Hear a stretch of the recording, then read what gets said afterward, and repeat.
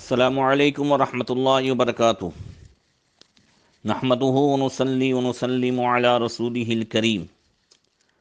وعلی آلہ واصحابہ اجمعین، اما بعد فاعوذ باللہ من الشیطان الرجیم، بسم اللہ الرحمن الرحیم۔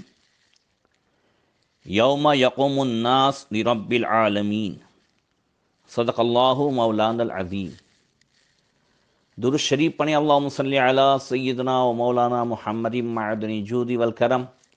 وآلہ وصحبہ وبارک وسلم۔ محترم سامعین، آج سے انشاءاللہ تعالی درس حدیث کا وہ پرانا سلسلہ جس میں آخرت کے تعلق سے بیان جاری تھا، اسے شروع کیا جا رہا ہے۔ اللہ تبارک و تعالیٰ کی بارگاہ میں دعا ہے کہ اللہ تعالیٰ مجھے، آپ کو، ہم سب کو آخرت کی تیاری کی توفیق عطا فرمائے۔ محترم سامعین، آج جس انداز سے اور جس ماحول میں اور جس معیشت اور دنیا کی جھنجھٹوں میں ہم اور آپ زندگی گزار رہے ہیں، جس میں حقیقت میں صبح سے لے کر رات تک اس حساب کرنے کی ضرورت ہے کہ ان تمام لمحات میں ہم نے آخرت کی کیا تیاری کی ہے۔ دیکھیں، ایک بندہ جو جاب کرتا ہے اور جس کے جاب کا ٹائم صبح 8 بجے ہے، اگر لگاتار 3 سے 4 دن تک اس بندے کی آنکھ 9 بجے کھلتی ہے تو وہ گھبراتا بھی ہے، ڈرتا بھی ہے، اور کبھی تاخیر سے اٹھنے کا غصہ اور اس کا جرم اپنی بیوی پر بھی ڈالتا ہے، کبھی ماں پر ڈالتا ہے۔ وہ کہتا ہے تم نے مجھے نہیں جگایا، میں ماں کو کیا میں اپنے سیٹ کو کیا منہ دکھاؤں گا، اپنے بوس کو کیا منہ دکھاؤں گا، میرا بوس بولتا نہیں ہے تو اس کا کیا مطلب، ایک نہ ایک دن ضرور مجھے بلائے گا، اپنے سامنے کھڑا کرے گا، اور روزانہ تاخیر سے جانے کے تعلق سے پوچھے گا۔ یہ خیال ہر بندے کو آتا ہے کہ جو وقت پر جاب پر نہیں پہنچتا۔ بنا تمثیل، کیا جاب پر ٹائم پر نہ پہنچنے کی بنیاد پر جو ہمیں ڈر لگتا ہے بوس سے، سیٹ سے، سپروائزر سے، کیا روزانہ فجر کی نماز قضا کرنے پر کبھی یہ خیال آتا ہے کہ یوم یقوم الناس لرب العالمین؟ اللہ قرآن کے 30ویں پارے میں ارشاد فرماتا ہے کہ جس دن لوگ رب العالمین کے سامنے کھڑے ہوں گے، اس کی حضور حاضر ہوں گے، کھڑے ہوں گے، تو جب اللہ نے فرمایا کہ ہاں ایک دن آنا ہے، بوس اور سیٹ تو بلائے نہ بلائے کچھ وہ نہیں ہے، مگر یہاں تو رب کا وعدہ ہے کہ وہ قیامت کا دن آنا ہے، یوم یقوم الناس لرب العالمین، جس دن لوگ رب العالمین کے حضور کھڑے ہوں گے اور اللہ تبارک و تعالیٰ پوچھے گا، ایک ایک چیز کے بارے میں پوچھا جائے گا۔ آپ کو اگر پچھلا درس یاد ہو تو میں نے یہ سب بتایا تھا، ثم لتسألن یومئذ عن النعیم، یہ بھی قرآن کے 30ویں پارے کی آیت ہے، سورہ تکاثر کی، جس میں اللہ تعالیٰ ہر نعمت کے بارے میں پوچھے گا۔ تو کیا کیا پوچھے گا، کون سی نعمت ہوگی؟ نماز کے تعلق سے بھی اس میں بتایا گیا کہ نماز کے تعلق سے بھی پوچھے گا، ٹھنڈے پانی کے تعلق سے بھی پوچھے گا، وقت کے تعلق سے بھی پوچھے گا۔ اور اگر ہمیں کبھی یہ خیال آ جائے کہ روز فجر کی نماز جاتی ہے تو میں اپنے رب کو کیا منہ دکھاؤں گا؟ محترم سامعین، اگر یہ تصور ہمارے دل و دماغ میں بیٹھ جائے تو قسم خدا کی فجر میں اٹھنا آسان ہو جائے۔ یہ ڈر جو ہمارے دل سے نکل گیا ہے اور دنیا کی جھنجھٹوں نے ہمیں بالکل جو غافل کر دیا ہے، اعلیٰ حضرت فرماتے ہیں اندھیرا گھر اکیلی جان دم گھٹتا دل اگتا تھا خدا کو یاد کر پیارے وہ ساعت آنے والی ہے۔ تو ساعت کو ہم جو بھول گئے ہیں، اس وجہ سے ہم خدا کو یاد نہیں کر پا رہے ہیں، اس وجہ سے فجر میں نہیں اٹھ پا رہے ہیں۔ اللہ تعالیٰ قرآن پاک کے پہلے پارے میں فرماتا ہے وَاسْتَعِينُوا بِالصَّبْرِ وَالصَّلَاةِ وَإِنَّهَا لَكَبِيرَةٌ إِلَّا عَلَى الْخَاشِعِينَ الَّذِينَ يَظُنُّونَ أَنَّهُمْ مُلَاقُو رَبِّهِمْ وَأَنَّهُمْ إِلَيْهِ رَاجِعُونَ کہ صبر اور نماز سے مدد چاہو، بے شک نماز پڑھنا بھاری ہے،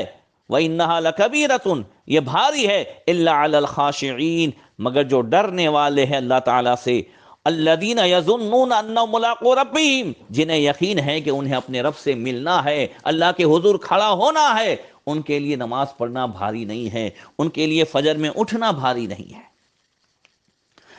اللہ رب العالمین کے حضور کھڑے ہوں گے کل میدان محشر میں، حساب سے پہلے کی یہ بات ہے، تو اندازہ لگائیں کہ اس وقت پوزیشن کیا ہوگی۔ تفسیر میں صحابہ کرام نے اور اللہ کے رسول صلی اللہ علیہ وسلم نے اس کے تعلق سے کیا فرمایا؟ حضرت عبداللہ ابن عمر رضی اللہ تعالیٰ عنہ سے روایت ہے کہ نبی کریم صلی اللہ علیہ وسلم نے ارشاد فرمایا یوم یقوم الناس لرب العالمین کی تفسیر میں فرمایا یقوم احدہم فی رشحہ الی انصاف اذنیہ کہ لوگ اپنے کانوں کی لو تک پسینے میں ڈوبے کھڑے ہوں گے۔ اللہ اکبر۔ اور اسی کے ساتھ ساتھ حضرت ابو ہریرہ رضی اللہ تعالیٰ عنہ سے روایت ہے کہ نبی کریم صلی اللہ علیہ وسلم نے ارشاد فرمایا، اور یہ بخاری مسلم شریف کی حدیث ہے، کہ یعرق الناس یوم القیامہ حتی یذهب عرقهم فی الارض 70 باعا ویلجم العرق حتی یبلغ آذانهم۔ قیامت کے دن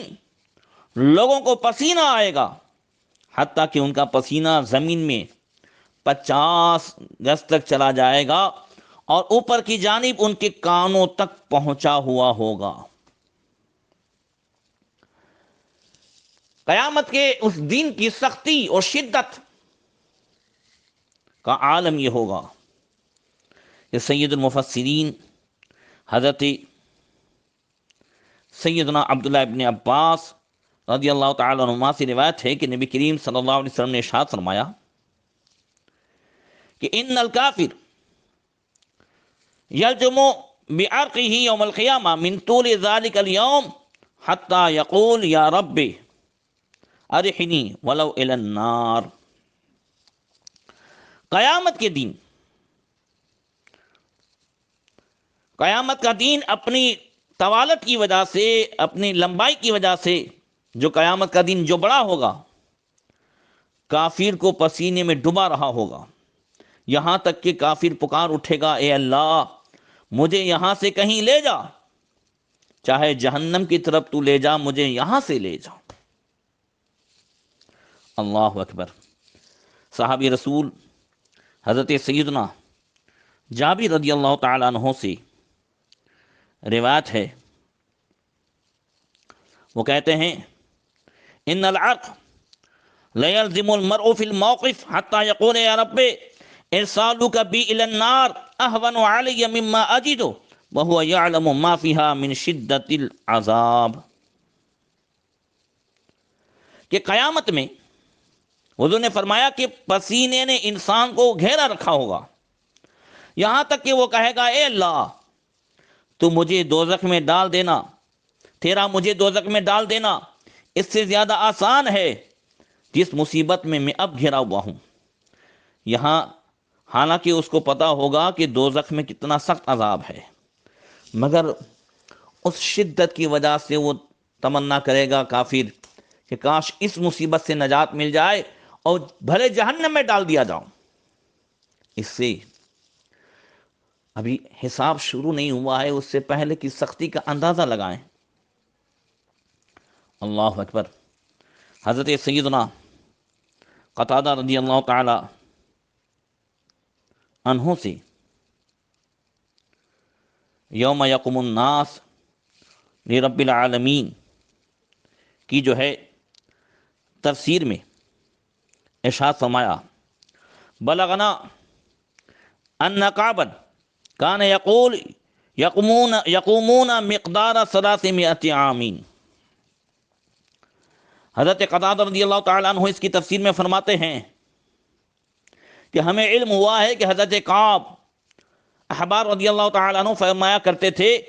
کہ لوگ 300 سال کی مقدار پسینے میں کھڑے رہیں گے۔ اور مسلم شریف میں حضرت مقداد بن اسود رضی اللہ تعالیٰ عنہ سے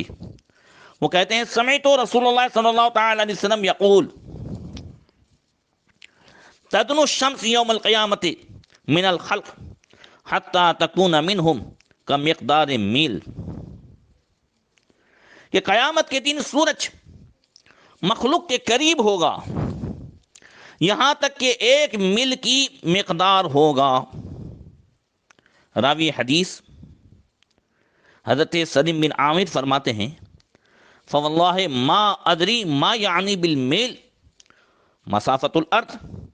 ام المیل الذی تقتحل بالعین۔ حضرت سلیم بن عامر فرماتے ہیں کہ مجھے نہیں معلوم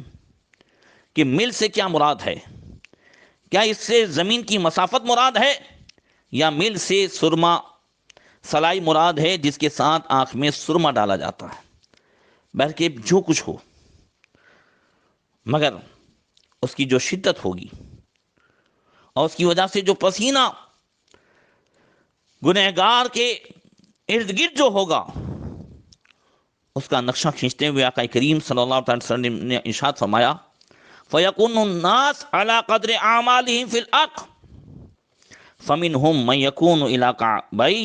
وَمِنْهُمْ مَنْ يَكُونُ إِلَى رُكْبَتَيْهِ وَمِنْهُمْ مَنْ يَكُونُ إِلَى حِقْوَيْهِ وَمِنْهُمْ مَنْ يُلْجِمُهُ الْعَرْقُ إِلْجَامًا قَالَ وَأَشَارَ رسول اللہ صلی اللہ علیہ وسلم بِيَدِهِ إِلَى فِيهِ۔ فرمایا کہ اللہ کے رسول صلی اللہ علیہ وسلم نے فرمایا کہ لوگ اپنے اعمال کے مطابق پسینے میں ڈوبے ہوں گے، ان میں سے بعض کو گھٹنوں تک پسینہ ہوگا، بعض کو کمر تک پسینے نے ڈبایا ہوگا جبکہ بعض کو منہ تک ڈبایا گیا ہوگا، اور نبی کریم صلی اللہ علیہ وسلم نے اپنے منہ تک اشارہ فرمایا۔ اللہ اکبر۔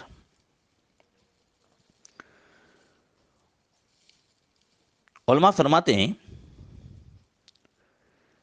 کہ ھذا من الخوارق الواقعۃ یوم القیامہ فإن الجماعۃ اذا وقفوا في الماء الذي على ارض معتدلۃ كان تغطیۃ الماء فيه على السواء۔ علماء فرماتے ہیں کہ قیامت کے دن یہ اللہ تعالیٰ کی عجیب قدرت ہوگی کہ لوگ سب کے سب ایک ہی جگہ ہوں گے، لیکن پسینہ نے کسی کو کم اور کسی کو زیادہ ڈبایا ہوگا۔ حالانکہ اگر بہت سے لوگ پانی میں ایک جگہ کھڑے ہوں تو برابر طور پر پانی میں ڈوبے ہوئے ہوتے ہیں، مگر کل قیامت کے دن یہ سب کی حالت الگ الگ ہوگی، کسی کے ٹخنوں تک، کسی کے کمر تک وغیرہ۔ اللہ اکبر۔ اور حضرت سیدنا ابو امامہ باہلی رضی اللہ تعالیٰ عنہ سے روایت ہے،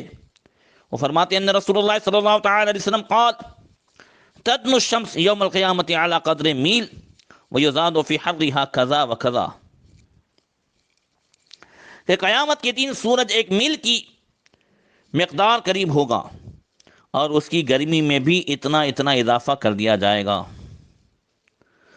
تغلی منها الحوام کما تغلی القدور